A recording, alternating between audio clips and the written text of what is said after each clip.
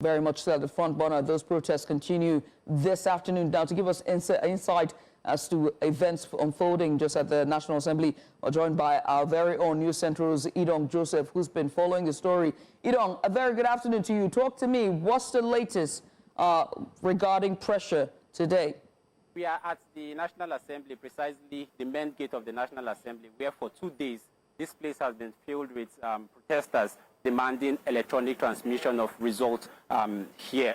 They've been here for 2 days. And you can recall that the first day of this protest, it all started with civil society organizations who first came, make their demands known to lawmakers that they want the electoral acts to be amended that will guarantee electronic transmission of results from the polling units in real time.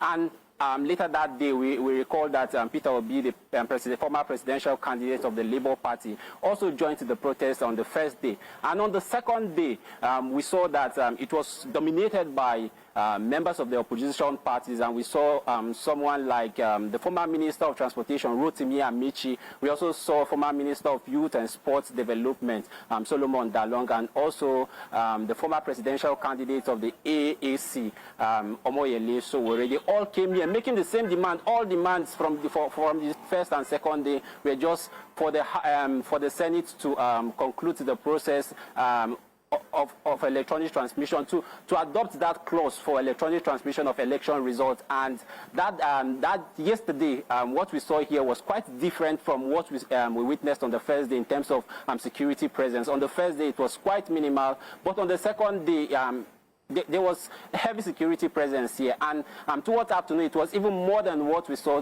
in the morning. And today, despite the fact that protesters are not here today, you can see around me that the security operatives, their vehicles are still here. They are still here just to monitor the environment and ensure that there is no breakdown of law and order. And yesterday, after the Senate had adopted the electronic transmission of election results, but giving making an amendment to that clause, saying that in the case where there is no network, it will then collation should be done manually. Protesters yesterday had hinted us that they want to go and study the clause and understand what it means, and that they will reconvene in 2 weeks' time, since the Senate adjourned plenary session for 2 weeks. And of course, you could recall that a conference committee was instituted by the Parliament, which comprises of members of the House of Representatives and also senators, to harmonize the clause-by-clause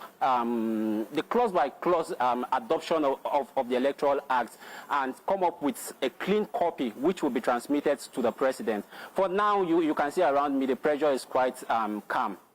Protesters have said to us that they will resume in 2 weeks' time, when the Houses and the House of Representatives and the Senate will resume plenary session.